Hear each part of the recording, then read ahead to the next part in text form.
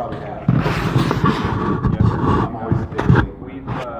We've also watched several of the YouTube videos that you were in that talked about. I'm sorry you had to endure that.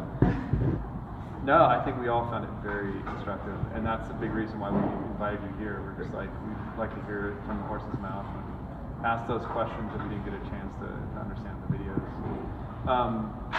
Well, I'm ready to make one with you guys. How about throw me some questions? Truly, let's keep the dialogue open, because all the questions that you're going to ask us today, somebody else is going to ask us at a future point in time in another conversation just like this. It'll be an FAQ. Yeah, so if we can do a video together that provides a lot of knowledge to the DIY market as well as other schools, University of Kansas, Kansas State, their design schools have been involved with us now for a few years. We're glad to finally have our hometown university in our shirt pockets. We can pull out and brag about you guys and what you do here too. We travel a lot and we talk a lot. I talk a whole lot. Be patient with me.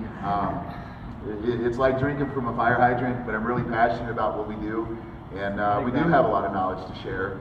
And if we don't know the answers, we'll make something up. We'll find out the person who does know the answer. Hey, and kudos to Kristen too. The crew of 6 or 7 of us, came down and I remember, yeah, you guys came and we toured the peppered her plant. with all kinds of questions, and there wasn't a single thing she didn't help us with or have a resource for us. And it wasn't like she was being guarded about what type of fastener this was. Or she's like, no, it's this, and we'll tell you what this is. This information. I mean, we have a few things that are proprietary that we've done a lot of investment in, both time and money and resources. But generally speaking, we are learning alongside the industry as it's learning how to do its own job. Right? 5 years ago, we didn't know what was a safe trailer designed to build a house out of wood sticks on. We got that figured out pretty well now, but we didn't 5 years ago. It was some trial and error and some head scratching and some math. Today, we're doing information and data compilation because TrailerMate is kind of an aggregator. Our hashtag, the Tiny House Experts. That's if those of you who are following us on social media, that's a sister account for everybody in our network to use as their own. The Tiny House Experts, Instagram, Facebook's going to go live at some point. They keep changing their accounts you have to tie it to, so that didn't get launched like we had hoped.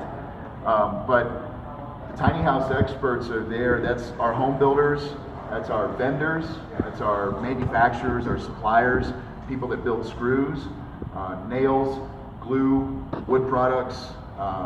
Those are all Tiny House Experts now, kind of by default, because we've gravitated towards them when they have something cool to add to our little industry, and we kind of wrap ourselves around their ankles so they stay here for a while, because we find out they have a lot of cool stuff to share with us. So a couple years ago, somebody was pretty ugly with us on social media about being able to kind of nail wood sheathing to steel studs in a CFS or cold form steel construction like you guys are doing. So we had all of them. Nail them or screw them? Nail. It's neither. it's a wood to CFS attachment pin. Yeah. So it's made by a company called Aerosmith, like the band. Aerosmith fasteners, and it's a twist shank nail. It's got a really high velocity twist on it, rifling if you will, and a ballistic point. So it pierces the steel instead of punching a big blowout hole through the back of it and losing all of its hold strength. So it's like piercing your ear rather than punching a hole through it, right? Like So your ear kind of stretches around the pin, the needle, and so does the steel. The steel stretches around the nail, and it goes in at such a high velocity and with a pretty quick twist on it that it doesn't tear that steel and it won't pull back out. We've broken tools trying to get sheathing off of steel studs that we've nailed on. And so we're not inventing this stuff. We're just going out into the market and finding the manufacturers that did invent it and then sharing the contact information with the masses. Did everyone write down Aerosmith?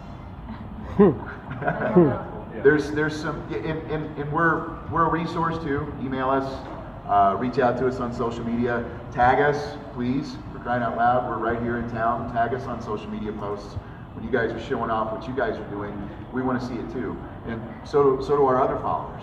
So, And yeah, go. there are more and more schools like your guys' that are doing projects like this.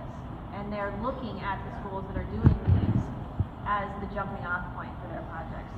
We get more and more calls all the time from schools doing cool stuff like this. There are a lot of high school and junior college and university level faculty looking through our window at all of you guys and your projects.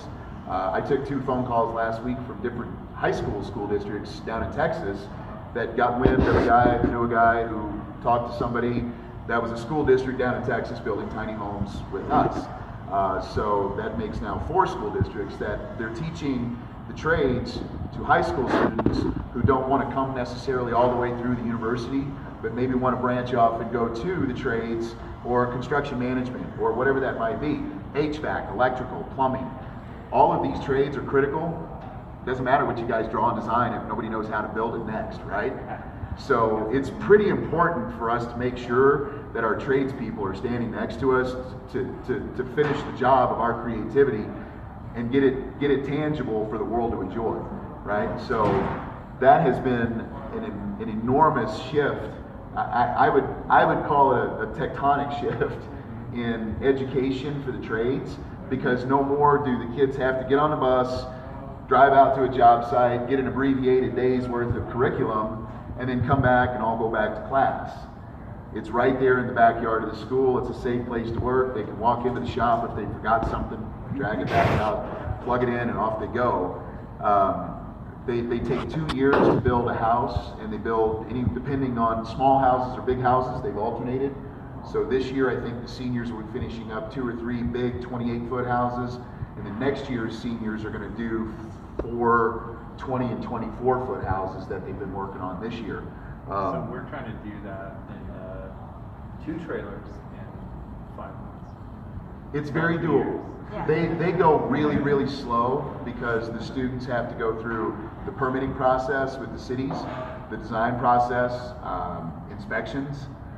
Even when they don't go well, make notes, go back, do the corrections, call the inspector back out to see the amendments made to the construction, and then move forward. It's a real immersion type of environment for students that aren't much younger than you guys. You know, they're 15 to 17 and 18-year-olds out being a general contractor for the first time, and that's it's nice that it's a little safer environment for them to kind of get their feet wet with that. So if you guys have any interest in supporting that effort, Construction Careers Academy down in San Antonio, Texas. That's kind of been our crown jewel education project. We're almost, I think this will be our 5th year now with those guys.